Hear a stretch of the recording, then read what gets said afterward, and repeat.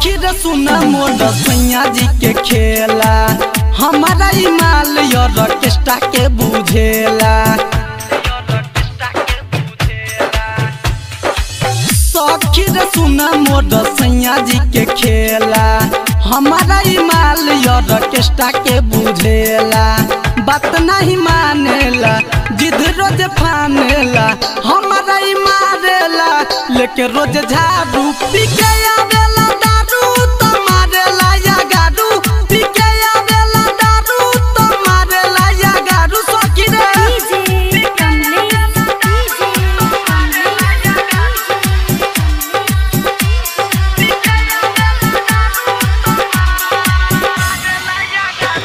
की कहियो सखी करे छो दशा लहंगा से हमरा चुए छो लाशा।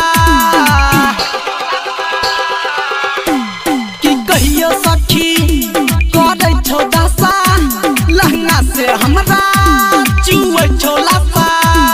कहे छै उनी हुरजो नहीं तो हमरा से दूर जो कहे छै उनी हुरजो नहीं तो हमरा से दूर जो बोले छै बात जेना बोले आरु बारू पी के आवेला दारू तो मारेला या गारू पी के आवेला दारू तो मारेला या गारू। सखी रे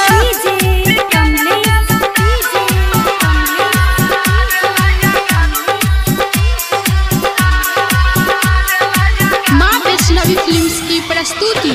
संजीव सावरिया सखी मोर सैया रोज रोज लगा दे नया रुपैया।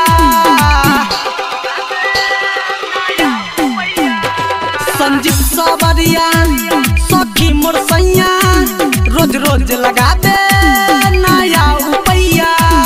कहो क्रांति ऋतिक बोली नहीं छो तो हठिक कहो क्रांति ऋतिक बोली नहीं छो तो हठिक।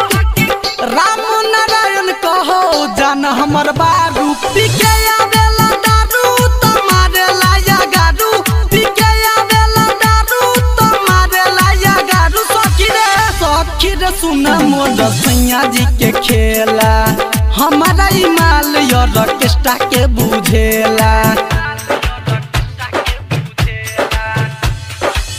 सखी रे सुना मोर सैया जी के खेला हमारा माल ऑर्केस्ट्रा के बुझेला।